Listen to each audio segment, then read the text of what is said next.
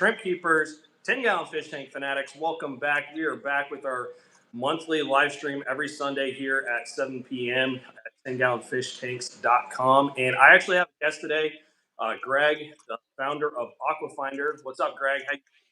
Hey, doing well, man. Glad to be here. This is going to be fun. Absolutely. Well, hey, before we kind of get kicked off and start going into a bunch of questions, for those of you out there, if you're watching, go ahead and drop some comments in as we go. Don't be afraid to post in the chat any questions you might have, because I'm sure a lot of you guys who follow my channel, you're big into breeding and selling fish and generating a profit from what we do, so you can continue to enjoy your hobby, expand the hobby, and keep it going. So I'm sure you guys are going to have a lot of questions. That's one reason I wanted to bring Greg on here from Aquafindr. He's got a cool platform that I think a lot of you have probably heard about if you watch the Aquarium Co-op podcast live streams. He mentioned it once in one of the live streams, and he's growing and up and coming. So wanted to also note for everyone out there, check the description down below. I have a jot form, so if you guys fill that form out, we're going to be doing a giveaway at the end of this live stream. I'm giving away one of these 10-gallon fish tank t-shirts. Size doesn't matter. It's how you scape it shirts. And then, Greg, you got a shirt for everybody too, right? It's this shirt, not this exact shirt. It'd be a new one. And I've got a black one and I've got a blue one. And so any size or whatever. So yeah, we'll give one of those away. Awesome. So we're going to be giving away t-shirts to one of you guys. And then one other thing, if we do get 2 new members on the channel or our 5 super chats today, I'm going to throw in an extra 6 blue neo-carrot for everybody as well. And like I said, free, so just go fill out that jot form down below, and at the end we'll do a random giveaway. So want to kind of kick off. Greg, you want to tell me how you kind of got into the hobby and how long you've been doing this for? Yeah, I guess first off, what age is your typical audience? Like how real can I be about how I started in aquatics? You can be pretty real. Usually it's about 20s to 40s. Okay, perfect. All right. So what happened is I was working with a guy. This is 4 years ago now. I was working with a guy in the UK. It's an American company, but he was coming in. It's a remote job, so he was just working weird hours in the UK, and we were kind of partnered up together for a while. And he was huge into aquatics, and he breeds Tamasaba goldfish, and he raises true Japanese high genetic koi and all that. And so he is deep into it, mud ponds, all that stuff. And I had mentioned to him one time that I'd done some aquariums growing up, but the fish always died and it seems like a lot of work and all that. He's like, hey, I'll show you how to do this so that it's not super overwhelming. And I was like, yeah, okay, we'll figure that out. So he gave me some things to look at. Live plants was one of them. I'd never even thought about live plants in an aquarium. And then one night my wife was out of town, and I was, had a little bit too much to drink that night. And then a couple days later, 5-gallon Fluval Flex or Spec, which was just on my doorstep. And I was like, oh, okay, guess I'm trying this out. And so at that point, I deep dived into aquascaping and just trying freshwater plants, nano fish. Made a huge amount of mistakes right at the beginning. Yeah. And then as soon as I started to catch on, and this is still 3 or 4 years ago, it all started to make sense. The ecology, the little systems that I'm setting up, the amount of control and attention, but also just kind of sitting back and seeing what's happening, the experimentation, the DIY aspect. And at that point, I was hooked. Multi-tank syndrome immediately set in. I had 4 20s, I think, were my next jump. So I had a rack in here of just 20-gallon tanks, and continued to make mistakes. And then one summer I got bored. Our kitchen was being remodeled, and I was frustrated with, when you're living in a construction site and the guys don't show up a day, you're like, where are they? So I was getting frustrated. Yeah. And then I was like, I'm going to put a pond in. and I just dug an 800-gallon hole in the backyard, put a liner in it, and then got started on like comet and shabunkin goldfish, starting some koi, a lot of cold water fish, and yeah, it's been fun. It's been a blast. I just can't stop thinking about it. Like it's just so much fun. Just a passion now. Just it's in your blood. Very much so. That's awesome. I know everyone probably wants to know. So I see you in the chat, Lone Star Finn. Good to see you, man. He's based out of Dallas, Texas. He has 32 tanks. So we all want to kind of know before we kind of go into Aquafindr, how many tanks do you have? So the most I've had is probably 12. So not a ton. Tens, 20 longs, the odd hexagon tank, and I started to get just overburdened. Okay. And it's like, well, I have to do these things on these tanks because the parameters are going to change very quickly. I'm going to start losing stuff. Like I've got to do this, and maintenance just started to be like a thing that was a problem. And so I downsized. Well, downsized by getting just a few much larger tanks. So now I've got this 125. That's my angelfish tank. And then right here, I've got 75 with 3 humpback dragon puffers and a huge pleco that can't survive in the pond over the winter. But then there's like the DIY aspect of it too. Like both of these tanks are plumbed. They both go into the same sump. The sump is entirely DIY. Like, and then it pumps back into each tank. And so it's always been something. I have a tank right here that I'm doing some like line breeding guppies, and I've got an empty 10-gallon here on the floor. It's not empty. It's growing snails right now. And then I've got a 20 long in the garage that I just picked up for free somewhere. And then right now I'm doing some winter breeding. So I've got 2 of the large like white Coleman tubs, the Coleman coolers. So I've got those outside with heaters in them, doing some fish out there. And I've got a big 100-gallon tub out there as well. 2 big 100-gallon tubs. Wow. So not a ton, but it's a lot of water, and it's a lot of water to have right over our newly refurbished kitchen. Oh, it's upstairs, or? Yeah. Oh wow. Yep. Yep. Yeah, and I see your setup. It looks like a garage, right? Correct. I see the garage door opener. Above you. Yep. On me. Yeah. So I'm in the garage intentionally because I had them inside. I started thinking about it because when I moved out here about 2 years ago, I had all the tanks inside, and I kind of wanted a dedicated space just for my tanks. So I told my wife, "Hey, the garage is going to be my fish room." So, and then that way, if it leaks, it goes outside, not damaging my house. So, yep. Yeah, the reason I'm not using my garage is because of all my other hobbies that create a lot of dirt and debris, and that just doesn't pair really well with fish tanks. Yeah. And so I'm trying to keep it separate. Awesome. Well, hey, let's jump into it and kind of talk about Aquafindr. So a lot Yeah. of people are into the breeding, selling fish. I think a lot of people who might be watching right now, like Lone Star Finn and other people out there, probably know about like Aquabid and things like that. And now this is what you call Aquafindr. It's an online platform where there's when you look at it, fish, shrimp, plants, like a little bit of everything with aquariums. So, what inspired you to start Aquafindr? Finder was birthed out of just huge amount of frustration. I it's very interesting to me in the aquarium hobby that we have people that are so passionate about this and yet fairly disconnected. And there's a lot. I mean, there's a lot of gatekeeping. There's a lot that is a whole other mess. But then on the marketplace side, it's like you've got some very well known sellers, you've got well known importers, and then you've basically got everybody else. And the the frustration came when I was trying to get some of my stuff sold, just equipment. We had a local fish store. Actually, it was a chain local.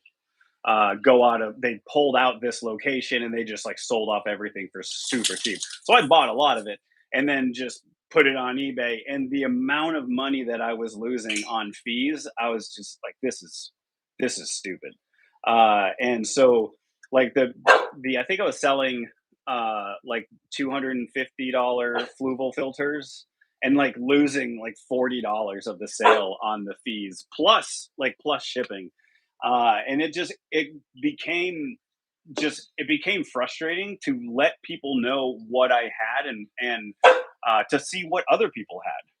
It was just frustrating. And I would hear stories from other people, like trying to buy or sell on like Facebook Marketplace, which is somewhat frowned upon. Then Aquabid in general is just hard to use. I was dumbfounded when I started Aquafindr. I didn't really recognize that roughly 60% of the traffic was going to be mobile. And a lot of folks don't even have computers anymore. Yeah. And it's all mobile. And so that was a little bit surprising knowing that Aquabid was a fairly stable platform for like a decade and a half to not have any mobile presence.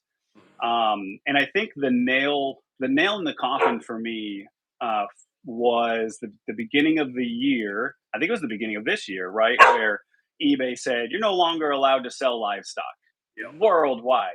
And then, of course, United States, being the United States, puts up a big, throws a tantrum. And in the United States, now you can still sell fish and like crustaceans and stuff like that on eBay, but you can't sell like mammals and chickens and all that. But everywhere else in the world, you still can't sell livestock on eBay. And it became something that eBay just didn't want to police. And the so that the bulk of it comes out of frustration, and then with the frustration came the opportunity. And I am a product manager by day. I work for a tech company in Nashville. I work remotely, so I'm at home all the time, and I'm used to dealing with problems in complex systems. And so when all of a sudden don't have like you have people leaving a platform, nowhere to go, and something that I really want to be a part of. And I was like, you know what, this really isn't shouldn't be that difficult. And as I was digging into the problems that I wanted to solve with Aquafindr, they all the biggest problems were not technical problems.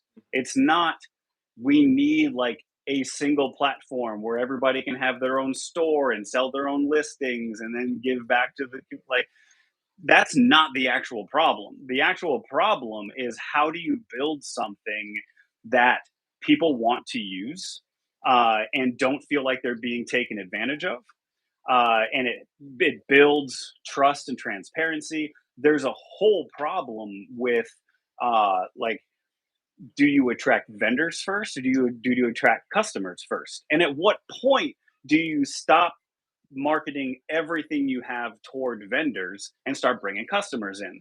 Yeah. And so there was a fun problem set. And so after thinking about it for a couple months, I was like, you know what, we're just going to do it, Nice. and we're just doing it. And so started with vendor acquisition in June or July, and now we're up to 70 or so active vendors. We've got about 250 vendors on the platform, but it's it's all like they just like signed up, right? But we've got 70 vendors that have actually listed products, and we've got almost 340, I think, actual listings.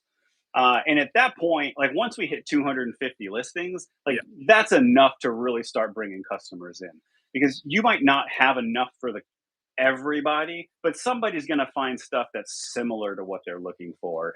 And all I want is like when they're thinking, I got to check eBay, I got to check Facebook, I got to check Aquabid, that they're also putting Aquafindr on that list. Yeah. And then eventually Aquafindr is going to start moving up that chain of where folks are looking for, aquatic things.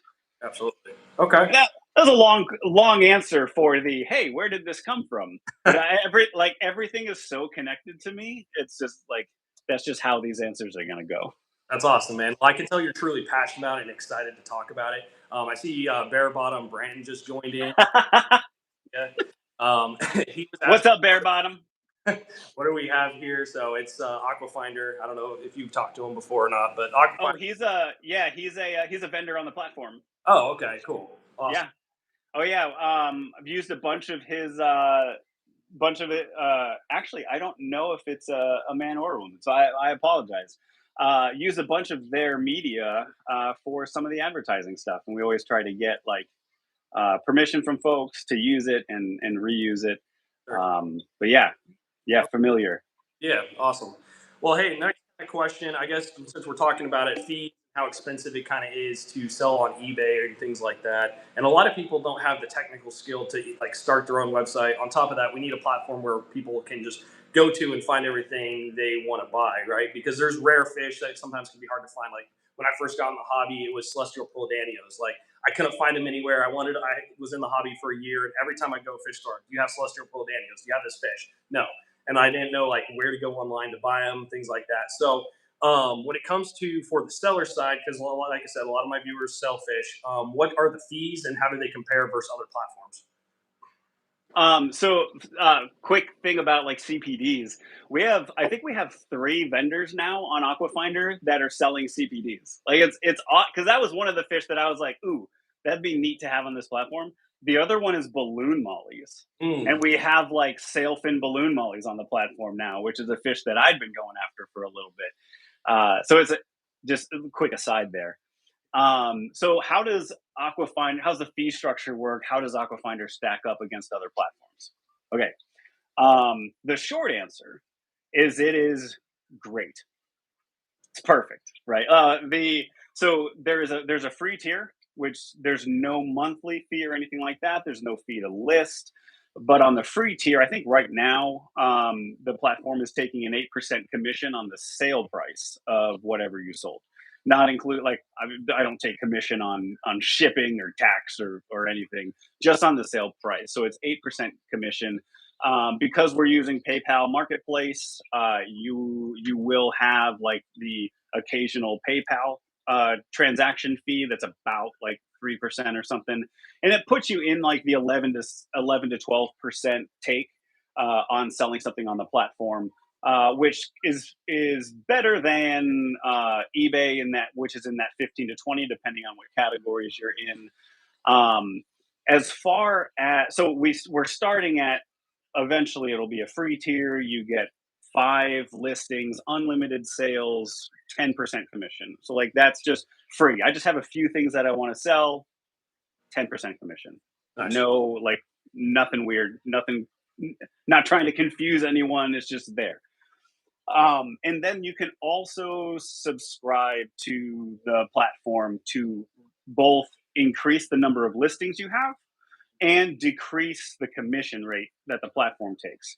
So I think the first tier is going to end up being like $5 a month, and that'll give you 20 listings. Again, unlimited sales, but it drops your commission rate to like 9%. And then the next tier up is 12 or I'm still working on the math. Like $12 a month. And that one would be like a 7% commission, but it gives you 40 or 45 listings. And then the top one outside of like a custom arrangement with me would be, I think I'm naming it the platinum discus tier. I don't know, some hokey name. It'll be like 25 a month for 60 listings and a 6% commission rate. So you're able to like buy that commission rate down. And for me, what that does for the platform is that it allows it to be a little bit more stable and predictable while still giving having a benefit to the platform. If someone just like spikes and they're just selling a crap ton of fish, it still has that power to help provide on the platform. Um, the so one of the things that I was looking at as far as like pricing this out, like if you were to go build your own Shopify store or your own store on Square, and you wanted between like 50 and 60 listings, it's going to cost you like between $50 and $75 a month to be able to do that, to run your own. And not only that, but when you have your own store, you have to do your own marketing and your own social marketing, your own advertising, ad sales, uh, paid search, paid social. You have to do all of that yourself. And so I wanted to be able to bring folks into this marketplace and be able to market everything at the same time. And so someone might be coming specifically for like a 10-gallon fish tank fish, but they're seeing all these other ones too. And so it's kind of a rising tide raises all ships. The the last piece that I want to touch on real quick is like if you I just read Bear Bottom's last comment. Yeah, bare bottom break. Was that the one that didn't record? It is so funny. The what was that? Oh yeah, like if you already have like a Shopify store, you shouldn't have to get rid of that store in order to list things on Aquafindr. And so an add-on is I built a an Aquafindr Shopify integration. I'm working for one for Square as well that will sync all of your products into Aquafindr and keep the inventory in sync. When something sells on Aquafindr, an order is created in Shopify or an order is created in Square, and then all of your fish would come in, and then you will actually select the listings that you want live on Aquafindr up to the limit of your subscription tier.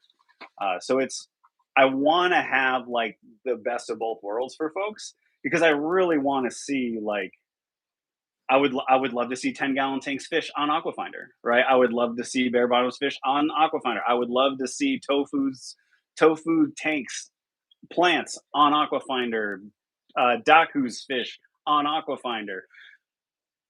So I want to allow that to happen, but then what I also don't want is something that happened on Aquabid many times, where a store will go into Aquabid and they'll just flood the marketplace with listings, and then everything on there is from that store. And it's like, well, what about all these other ones? Like, well, you can't. And so one of the safety mechanisms in Aquafindr is having that listing cap. So you can pay to have more listings, but eventually, like it's just going to be no. You can't have 300 listings on Aquafindr. It's not what it's for. It's for supporting the community. It's for enabling like hobbyists, selling and breeding and all of that. Yes, I want more rare and unique fish on there, but we don't need somebody coming in and putting their entire like 300 fish library on the platform. For sure. Okay, awesome. Well, hey, just a reminder because we've got a lot of new people who just joined. If you guys check the description down below, click the job form, fill out the little survey. We're giving away 2 free t-shirts, and if we have 2 members join or 5 super chats, I'm throwing an extra 6 Neo-Caridina blue shrimp for everybody. But to get to the next kind of question, how does Aquafindr validate like the credibility of the sellers and the quality of the fish that are on the platform? It's a great question, and it's going to be another long answer.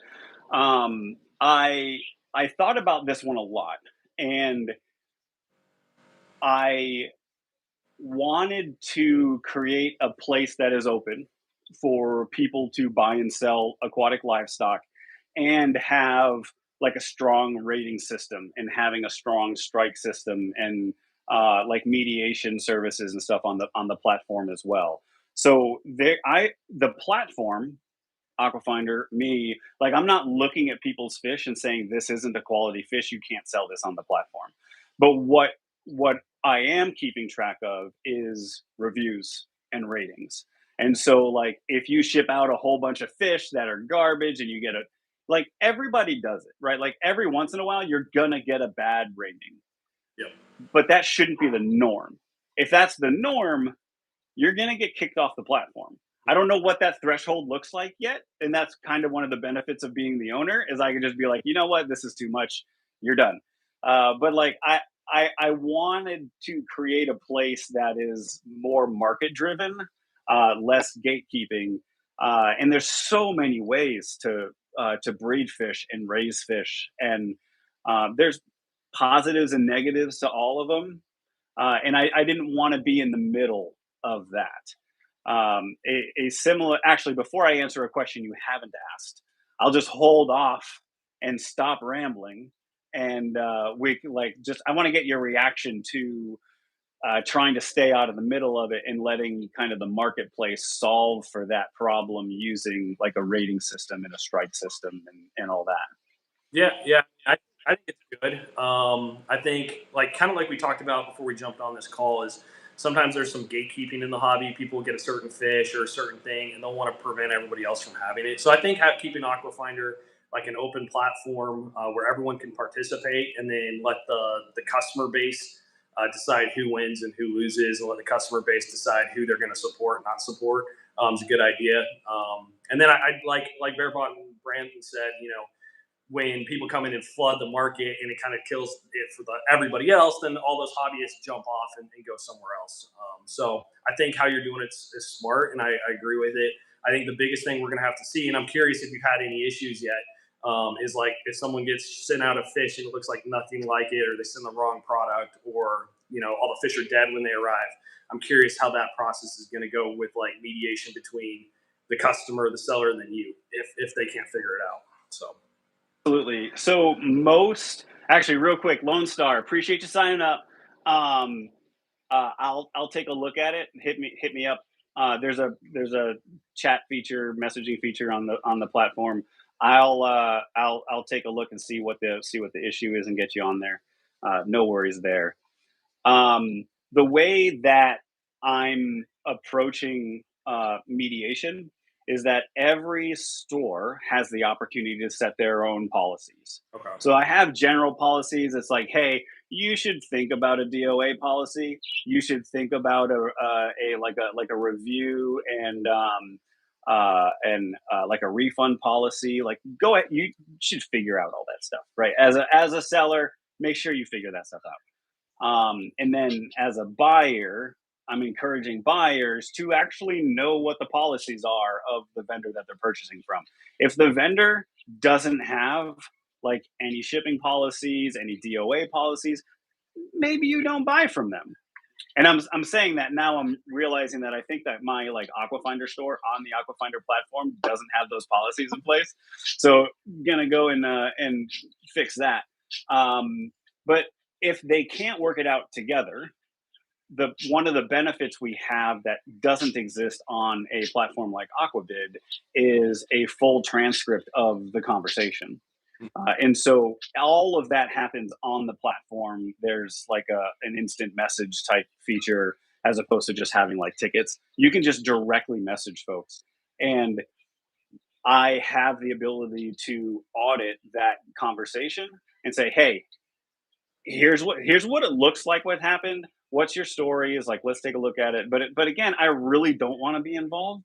So I'm hoping that the person would just be like, oh, this was terrible. I hate it. Zero on this seller. 0 stars. And I hope they don't come all the way back and go 0 stars on Aquafinder. But like it's just going to be something that I'm going to have to wait and see. But we have had DOAs. I've had DOAs. I've shipped the wrong fish. We've had like that happens. We have a vendors that ship snails, and they had a weird week of weather, and like every shipment they sent, they all died. And it's like you can't prevent all of that. All you can do is respond well to your customer. And so part of Aquafinder, we've got a Discord, we've got like support and coaching and stuff like that, where anybody can just message me at any time and ask my opinion on some interaction that they're having. And as much as I can, I'm trying to get people in the mindset of set the expectations, make sure that all of that is on the table, and then just be an adult. Be reasonable, understand that things happen, and let's try to make this thing work. Make sure this thing works together. Cool. Okay. Awesome. Um, and then I guess kind of tying into that a little bit. So, are there any sort of standards or things that Aquafinder requires sellers to follow regarding like humane care, responsible breeding, ethical sourcing, anything like that? The short answer is no, because I don't know how I would actually police that. I don't know of any other platform that can police that. other than saying like, I own the entire store and I'm importing the fish or I'm breeding the fish and then I'm raising them and then I'm selling them. Yeah. Like there's so many different paths. Um, and one of the interesting things is like you can look at some like top tier like betta breeders worldwide and like you could make the case that any betta you get has been raised poorly.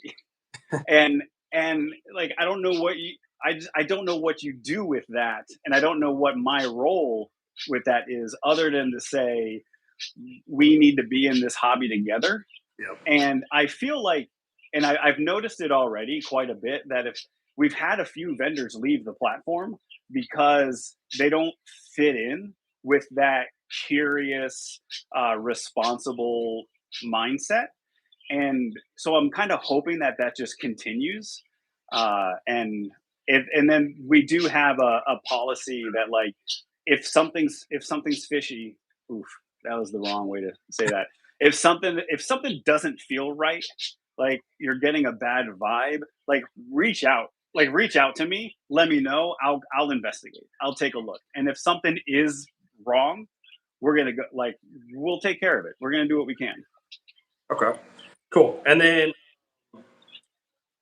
when it comes to, and this is probably another thing you can't fully control, but like, I guess really walking through how hard is it? I guess we'll start here and then we'll kind of continue forward. But who's your ideal seller on Aquafinder? Who are you targeting? Who do you want on your page? The reason I'm laughing is because it changes like every day.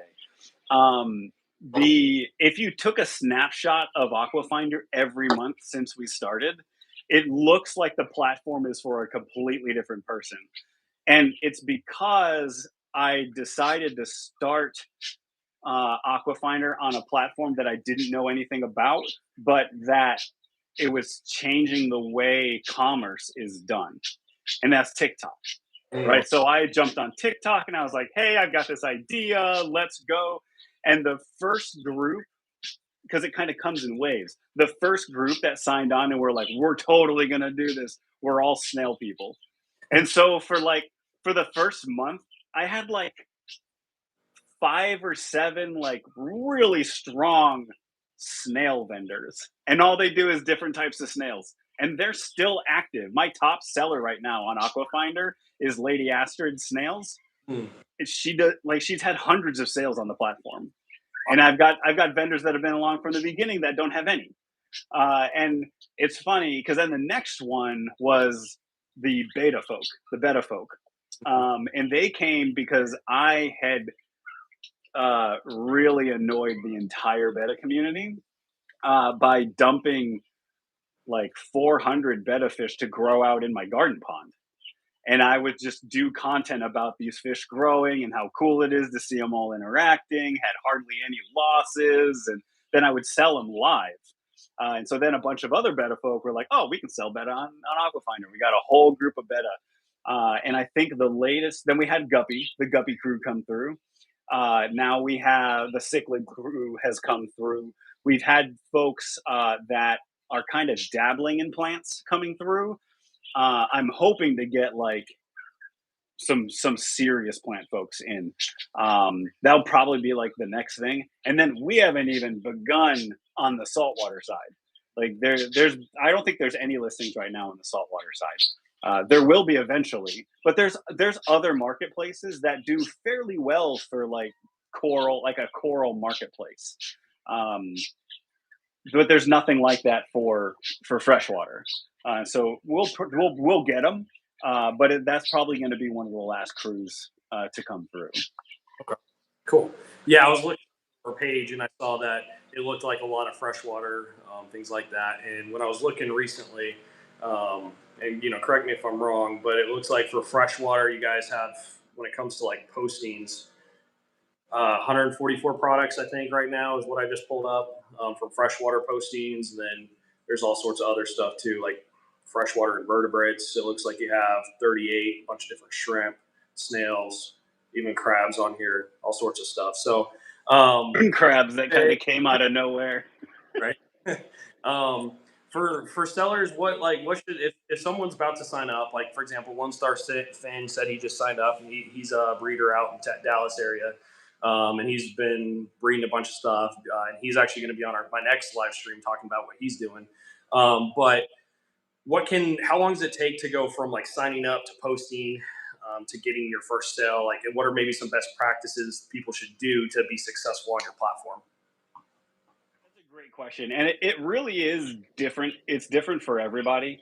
One of the things that I have that I've spent a lot of time on is the SEO ranking, and it's getting better, but it's so difficult right now to rank in aquatics. So it's growing. The most successful folks on Aquafindr are also talking about their own stuff on social media. They're posting their tanks. They're linking back to Aquafindr. They might, if they have their own store, they're doing both. You know, they're linking. They're talking about Aquafindr in both ways. That's what Astrid's doing with the snails. She's doing her own marketing as well, and people will come in and they'll buy snails from her, and then also plants. Oh, and bare bottoms, yeah, get a bunch of plants up there, get them going. And so the other thing that I spent a lot of time on is the onboarding process. And now we're in like the sixth or seventh iteration of onboarding. And what I had to come to terms with is that everybody wants to ship differently. And everything like it's so, like you could do flat rate shipping, you could do table rate shipping, you can do zone shipping, you can do live rate shipping. You like it's mind boggling the different ways that you can set up all the shipping stuff. And that was tripping people up because you would set up your account, you connect PayPal Marketplace, and then what do I do with shipping? Because it's a lot to figure out. Yep. And then I got to list my own product, my first product. So what I ended up doing is normalizing the first shipping method that's available, and I just automatically create it for you. So you create the account, you connect your PayPal Marketplace account, and then you have flat rate shipping enabled. And it's just I forget what the rate was. I think it's $20. Like it's fairly high because I don't want you to be like, I didn't know that shipping was a thing, and then like someone buys something and you're like, oh no, it's going to cost $17. Well, I got you because it's 20 by default or 15 or something. And then you create your first listing and you're live. And if you already have PayPal, converting it to a PayPal Marketplace account is automatic. It's free. It just connects your account to my account so that I'm not holding any money. When a purchase is made, it goes straight to the vendor. Well, it gets split, so the commission comes to the platform, and the rest of it goes straight to the vendor. The platform doesn't hold money, Okay. and so as soon as your order goes to processing, you have the money. Hmm. And so you're not having to wait for completion, shipping, received, customer, like all that. You actually get the money immediately. Wow. And if that gets abused, it's going to have to go away. But haven't had any trouble with it yet. Like people have been great. We've got a lot of sales through. Um, so going from sign up to first listing live is under 5 minutes. It's under 5 minutes. And with there's a super dumb eBay scraper that I put together that you can put in. It doesn't even check who the seller is. Like you just put the eBay link in, and it will build the listing for you. And then you have to change a bunch of things because it's not great. But like you can get there so fast that it's not really it's not a hindrance anymore. That's cool. That's awesome. I can agree with like I see here Bare Bottom Branton says he's terrible with tech and you've been super helpful for him and not a lot of other platforms do that. I mean Greg, just from the bit we've interacted and just talking to him online, I agree. Very personable. Seems like you have a very passionate about what you do and you want it to be successful. You want it to be smooth for everybody. And then I see TV television J9E, weird name there, but what are in the tanks behind you? So those are 10-gallon tanks. Have a bunch of different nano fish, between CDs, guppies, pygmy cories, all sorts of random stuff. So the tanks right here are all like nano tanks, 10-gallon tanks, a bunch of nano fish, and then up top is my planted tanks where I sell plants out of. So that's kind of what I have back there. But back to Aquafindr. So if someone's new, they want to buy.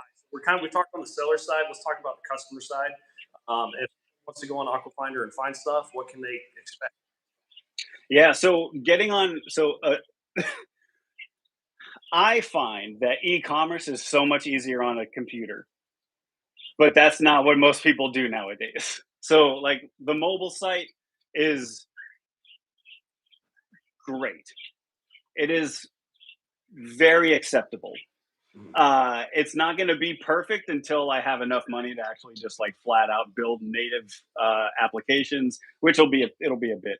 Um, the the uh, the buyers are going to get on. They're going to get on the site. Everything is immediately available to them. They can go through categories if they want to go categorically.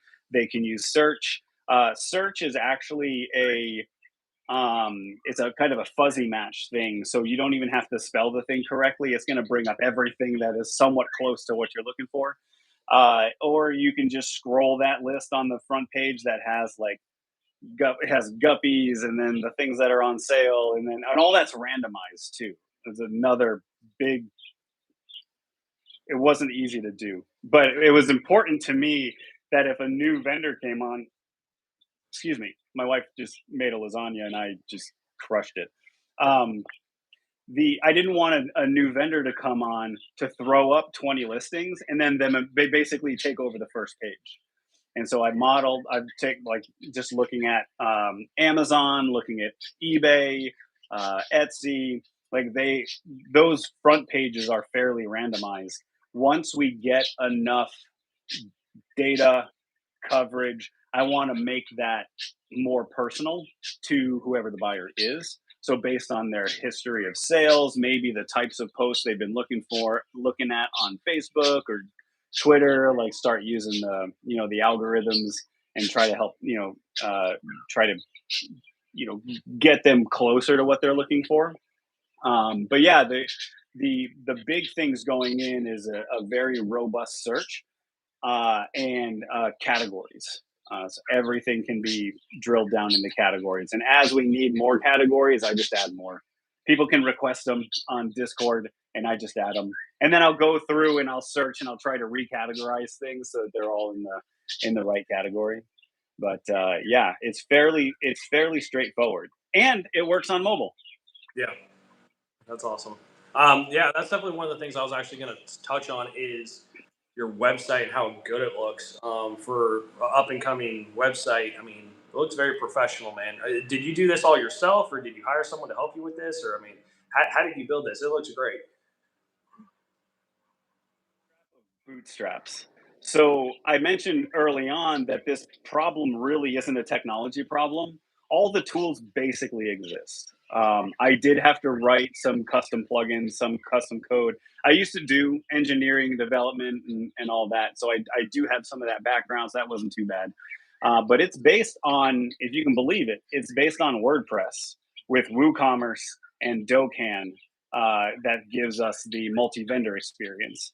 And then on top of Dokkan, I have a bunch of plugins that just make it more aquatic focused.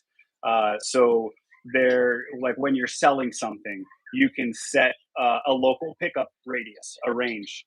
So anybody that's shopping in your area, they will see your listings as local to them, and they don't have to pay for shipping. They could just meet you somewhere and pick them up. So you can set it. You can decide not to do that as a vendor if you didn't want to do that. Congrats, Lone Star. Glad you figured it out.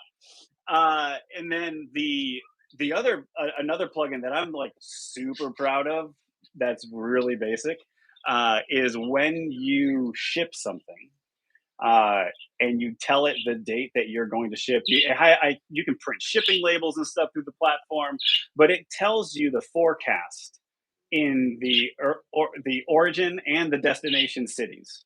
I haven't hooked up like all the hub pipelines and stuff yet, but Wow. it gives you the 3 day forecast. Which if you're shipping over 3 days, over 2 days with a live fish, you really need to think about what you're doing. But like 3 days on the origin, 3 days on the destination. So at least you have a fairly good like start and stop what temperatures you're going to be looking at. So when I'm shipping, like I've shipped hundreds of betta fish at this point. I've had like 3 DOAs, but it's because like you hit that shipping button and you take a look at your label, and it's like here's the forecast for both locations, and then you can determine whether or not you need a heat pack or a cold pack, or you could change the speed of the shipping just like to make it easier on the fish. So by and large, I've always kind of come to like digital product creation from like what can I just buy that will just do it, that I don't have to upkeep. If there's a bug with it, I can send it, I can like just email somebody. It's not something that's unique to me. For the most of the things on the platform are not unique to Aquafinder. The big the country switcher, Mhm. that's custom because right now I don't want to enable shipping across borders. So all that's like locked down. The currency switcher is locked down, and that one's custom as well. But for the most part, it's off the shelf stuff. Wow. Okay. And kind of speaking, you said you shipped out at this point like hundreds of beta fish all over the place. Maybe for the people listening who want to sell on your platform but are nervous about shipping, do you have any tips or tricks for shipping? Yeah, actually, I had never shipped fish before I started Aquafinder. Like I'm learning this along with everybody else. And betta fish are fairly easy to ship because the water, they can deal with a lot worse water than most fish. Don't let anyone hear that I said that, but like they can just deal with it. And so they're like betta fish was a pretty safe place to start.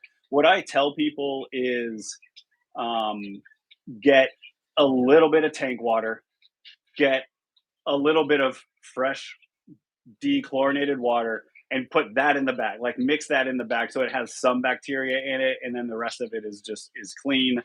You're gonna put the fish in, 2/3 air, 1/3 water. Tighten that bag up as much as you can. Get rubber bands on it. Get a heat sealer if you want. They're not expensive. I have like a list of recommended products on the pages on the site as well. And then just make sure that your packaging can deal with the temperatures. That's really the big thing. And for most of the year, you're fine. Most of the year, you don't even need insulation. Um, I've been putting fish in. Oh, I have them right here. All right. Uh, these like they go in the little poly bags, and then I put them in these little insulated mailers that I then like wrap around the fish, and I put that in a box, and then I bought a cardboard shredder off of Amazon because Amazon was basically sending me free shipping material.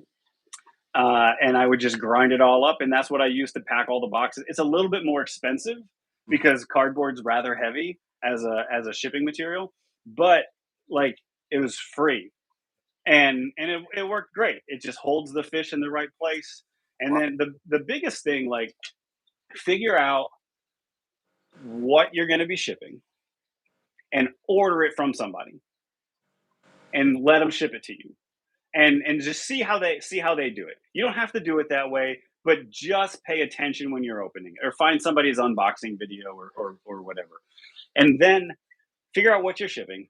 Buy a single size bag or two size bags, and then a single size shipping box. Don't mess with trying to get like the perfect box for the perfect shipment. I do like 10 by 7 by 5 inch boxes. That's the only size box I have. If I need to ship more, I'll just ship two boxes. But it stops me from having to like figure out like a different shipping rate because the box size changed or the overall weight is way different than I'm normally used to. So after you've shipped a few things, you're going to find out that it evens out, and you're able to predict relatively certainly like what the shipping costs are going to be. The other thing I would recommend is figure out who you're going to be shipping with and just stick with the same shipment. Just stick with the same carrier. In your area, if it's USPS, go with USPS. If it's UPS, go with UPS. Um, just just pick one. They're all basic. They're all basically the same. I have been steering away from USPS right now because of the government stuff is slowing down the shipments. So I moved everything over to UPS. It's been great, um, except I have to drop them off. They can't just be picked up at my house. But like, just find that thing and then just find the carrier and just use that carrier. Another thing that sellers have done on the platform that has been really educational for them is just selling fish at like a penny Mm, plus shipping. yeah. So they're not making any money, but they're learning how to ship, and they'll still do DOA replacements, but on guppies, right? Like, but you'll see it on Aquafindr that there's like this is a shipping test. Get 5 guppies for a quarter plus like $15 shipping, and like it's just a great way to figure out how to do it.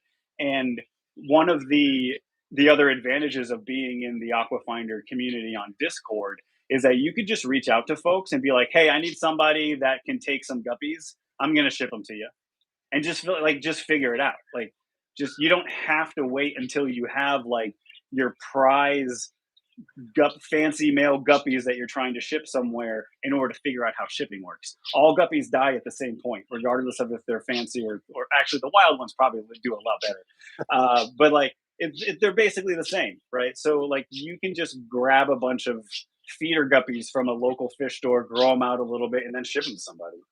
You can ship them to me. My puffer fish love chasing guppies around. Well, hey, I want to give a couple shout outs to people in the chat. I see Clay Washington said, hey, so what's up, Clay? And then we also got Weston New Beer. I don't know if I'm saying that right, but hey, guys, how you doing? Good to see you, man. And then we had Raz Aquatics. Talked to Raz a decent amount on Facebook, so good to see you, Raz, as well. Appreciate everybody joining in. One other quick reminder, because we're going to be doing the giveaway soon. If you haven't, check the link in the or check the description. There's a link for a giveaway. Fill it out, and you want to give away 2 T-shirts. This one I'm wearing and the one he's wearing. Not the actual ones we're wearing, but the brand new ones for you guys. So go out. We'll That's ship good. it out to you guys after this. But I see we also got Dylan Wright in the chat. Shipping's not as hard as you think. Yeah, it's scary, but it really isn't that bad at the end of the day. Some weird things like you learn specific things about your fish species after you start shipping them because they're all just a little bit different. Like Corey's, like if one of them dies, they're all dying, and so like you learn to ship things in like a bunch of small bags versus one big bag. So it just depends on the fish, you know. For sure. And you already touched on it. You support both delivery and local pickup. It sounds like correct. Yep. And what about invasive like species, right? So things like frogbit, I love. It's fine here in Tennessee, but places like California, Washington, other different states like that, it's banned. So how do you handle that? Is there just a broad policy and you expect your vendors to follow it, or you have like bans in place or anything? It's another great question, and it's something that I thought about a lot and decided that I don't want to be liable for it. So it's very similar to why I don't want to hold money on the platform. That's a risk that I don't need to have. And so when you sign up for Aquafinder, you're agreeing to terms and conditions. And I thought that was like a bottle of like Prime. It almost looked like water conditioner. Water conditioner live on camera. Yum. So trying to stay out of it. We have had a couple listings go up that are not okay in the United States at all. And so I don't police it, but it did come across my computer. And so I reached out to the vendor and I said, "Hey, did you know that this is actually banned in the United States? Not a specific state, but like the United States." and he was very very cool about it. We did some research together. We were looking at the EPA websites, and we found the lists, and we found that thing on the list, and he took it down. And so there's like, I do have to finish up some of the resources there to be like, hey, here's where you can look to see what is banned. But when you're signing up, there, like, it's part of the terms and conditions that the sellers are responsible for what they list, and the buyers are responsible for what they buy. And so it's important for people to understand that. Okay.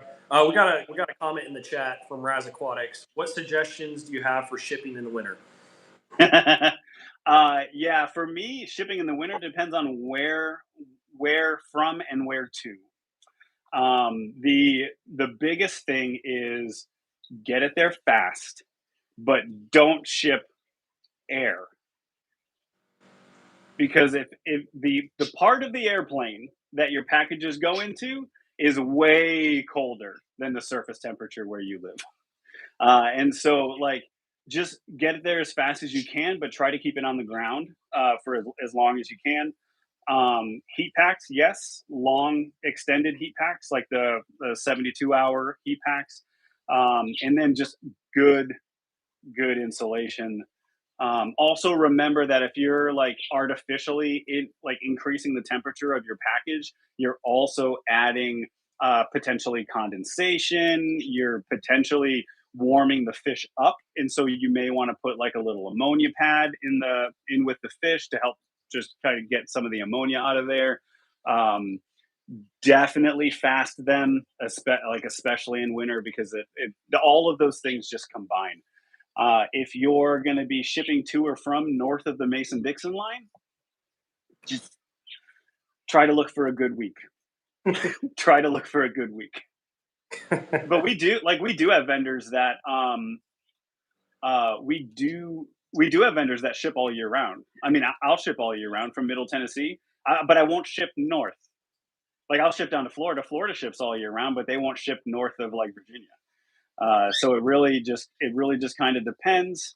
And some folks don't, like a seller won't honor a DOA in the winter, or they'll only offer like half a refund in the winter.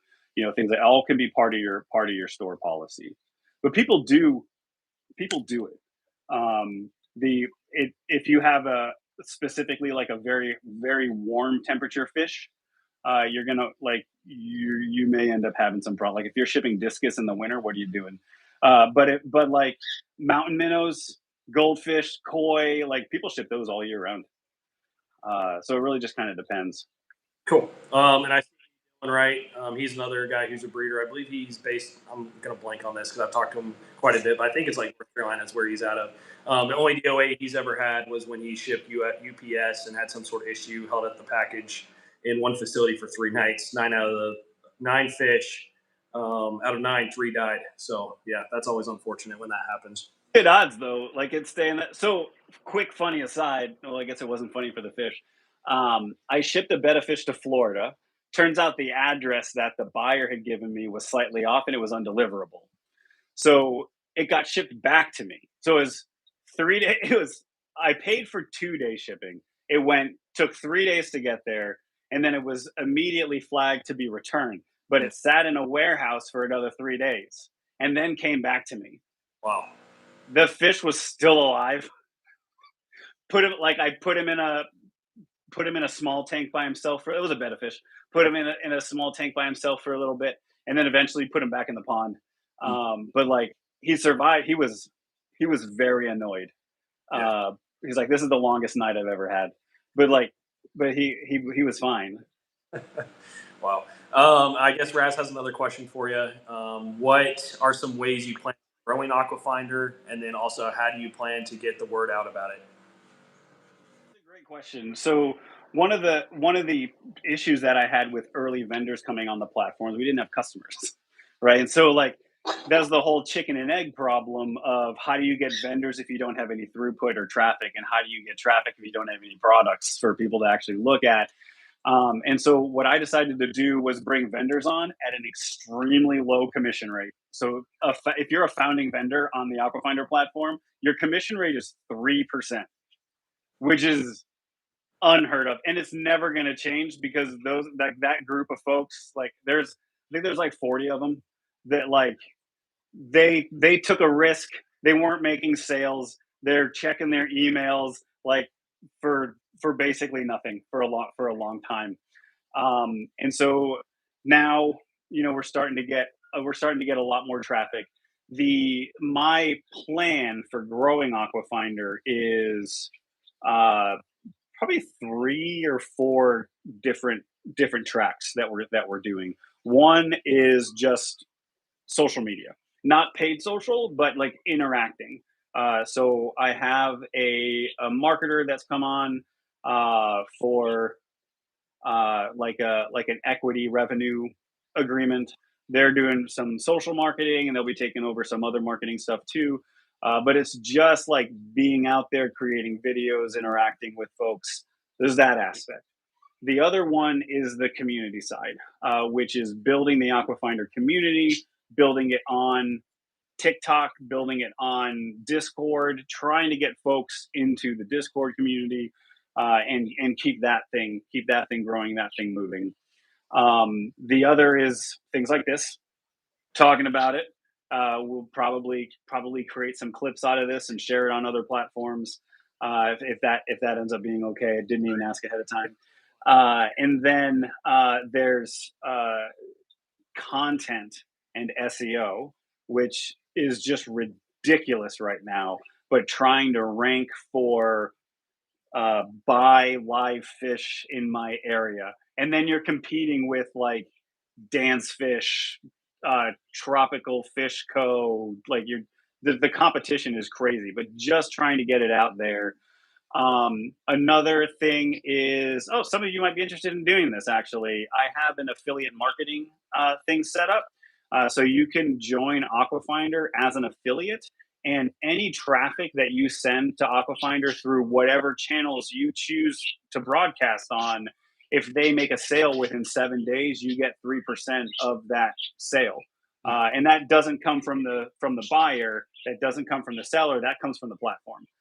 So if you're buying from a founding vendor, not making anything on the platform, but that's fine because it got out there. So that's available to anybody to just start doing.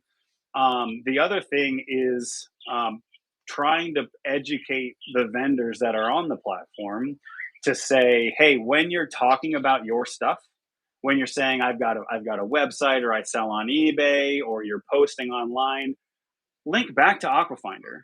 Like, if more people are talking about it, more people are going to find it. It can't just be me. This is something that I really feel strongly that I'm like pulling all of the reins, like holding on to all of the strings and trying to keep everybody together. But this really is a community thing. It really is a community movement. And so right now, I'm pouring all of my profits, which are, it's easy math right now because it's basically zero, into marketing just to raise awareness on the platform. If you want to be a part of it, become an affiliate. Or I just launched something earlier today. I haven't even talked about it. It's a new link on the website to become a supporter of Aquafindr. So you're not getting anything from Aquafindr, but you're supporting it. And so it could be like a $5 a month subscription, $10 a month, whatever. And that money is just used straight for marketing, whether it's paid search, paid social, like trying to boost posts, things like that. And it's just right now, like I mentioned, bootstrap of bootstraps, like since January or since July when we officially launched, we've brought like 500 or 600 sales through the platform at an extremely low commission. And so it's like, yes, we're starting to get traffic, but we also need to be getting some revenue so that we can start pouring more into marketing. Cool. Awesome. Gonna go back to that real quick, and we're gonna wrap up here. We're over an hour now, so want to be respectful of your time here. I talk about this all day, man. That's Cool. all I think about right now.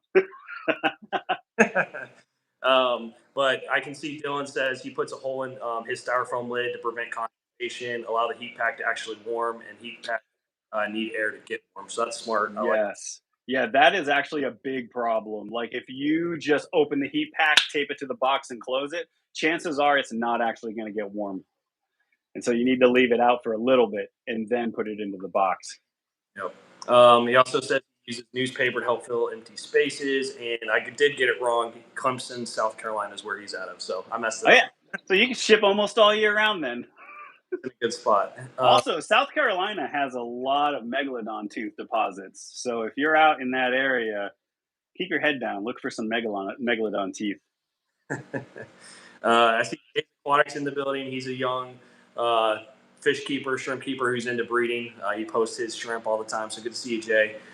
Cody says, appreciate the good info. And then we can see Dylan, to be successful, you have to pour 95% of your profits back into the business for a few years, sometimes for a decade. Consistency goes hand in hand with long-term success. So 100%. Absolutely. Every bit of it is going down is going into the platform right now. Every bit of it. Something we didn't touch on real quick is that when you sign up for Aquafindr as a buyer or as a seller, you can specify your local club. Mm. And so when ultimately like over actually this is perfect because I'm looking for some. The future of the platform, once we're profitable, I want to take 10% of the profits of the platform and give it back to local fish clubs based on the amount that that fish club is using Aquafindr.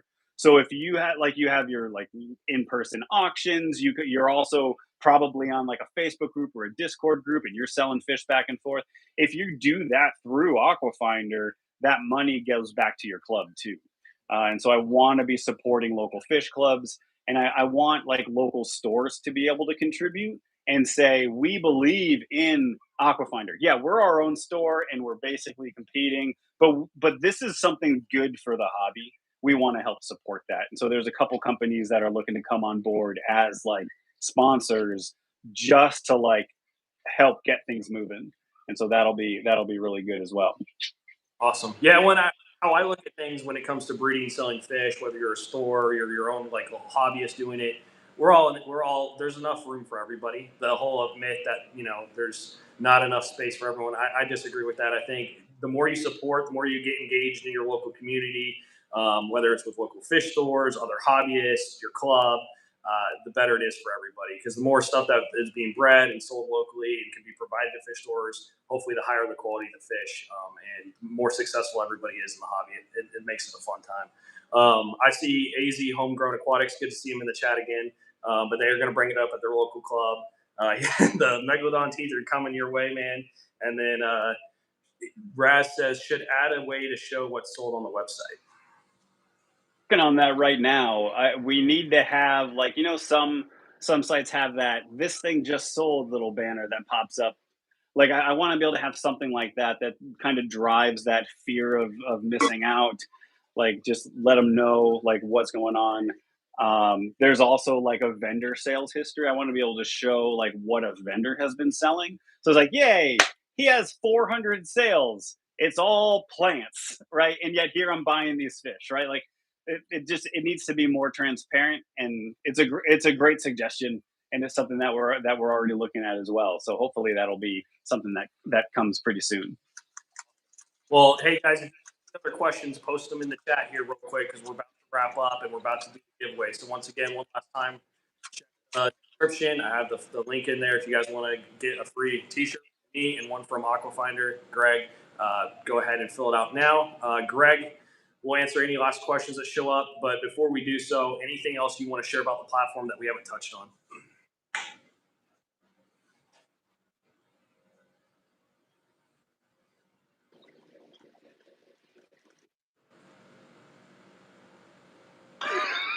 I feel like we touched most of it. I feel like we touched most of it. Awesome. All right. Perfect. Well, we're going to do the giveaway. I see Dylan in the comments says one last comment before we head out for the night. If anybody's looking for a 3-inch electric blue Cara, hit me up. I have 5 more. 5 to move. $100 takes them all. Quality is the standard. Hey, Dylan, if you haven't, post them on Aquafindr. Booyah. Get them on there. All right. Are you picking one winner for both shirts? Is that what's happening, or are you picking two winners? What do you want to do? We can do one for both, or we can do two. What do you want to do? Let's do two winners. Perfect. All right. Well, I have a little. We got three. It looks like the odds are pretty high. Pretty high. We got three people who submitted, so two of you guys are going to get T-shirts, which is awesome. So let me refresh it one more time. Just make sure there's no last-minute submissions. And yep. All right. So we got Cody Chambers, Tyler. We just got another submission. So we got Matthew Jenkins, Tyler, Cody, and then Dylan. So I got to add Dylan to the little wheel spin away thing. So Dylan, right. All right. Check it one more time. Make sure I'm not missing anybody. And then we're going to spin the little wheel right here. And the first one I'm going to spin will be for the size doesn't matter. It's how you escape it. Ting Out Fish Tanks T-shirt. So let me see if I can show you guys. Got my laptop here. We're going to hit the little spin, and we'll see who gets it here.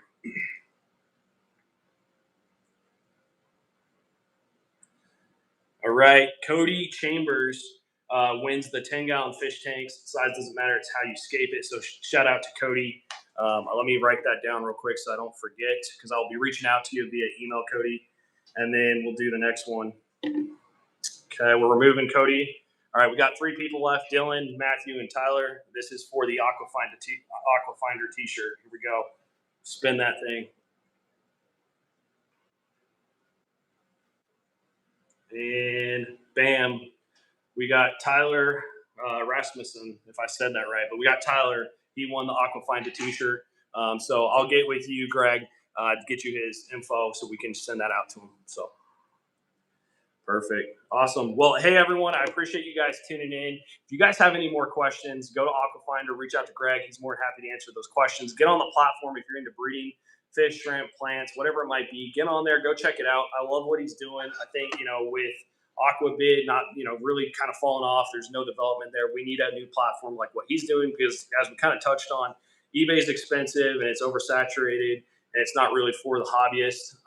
You can't really sell on Facebook. You have to post plants and then have fish and stuff in the background to mask it. So you're not really allowed to do that. And then the other platforms are just really not existent. And we need a platform where everybody goes to. There's a bunch of different options of good quality, healthy fish, shrimp, plants, whatever it might be, that people can go out and support and know to go check out. So I'd love to see Greg be the one to be successful. A lot of people have tried this, so you got a tough battle, but I believe if anyone can do it, man, it's going to be you. So It goes back to, this isn't really a technical problem. It's a community problem, and we got to figure it out. We'll figure it out. Cool. Lone Star Fan says he just posted his first thing. Dylan says congrats to Cody. We got a hello from Texas from EJ100. And then Cody said, awesome, man. I'll grab it when I'm up that way next weekend. Oh, yeah, I forgot. Cody's going to come visit, coming into town and going to come check out my setup. And then everybody said congrats. Thank you, guys. Greg, appreciate you jumping on, man. Looking forward to continuing to see what you do, and wishing you all the great success over there. And everybody, hope you guys have a great week. I'll see you guys next month, first Sunday of the month at 7 p.m. Central Time is when we do this. So let's keep growing. Let's keep having fun. Keep uplifting your local community and hobbyists. And let's have a great year. Wrap up. Hope you guys all have an amazing Christmas. And other than that, I'll see you guys in the next live stream in 2026. Thanks, Greg.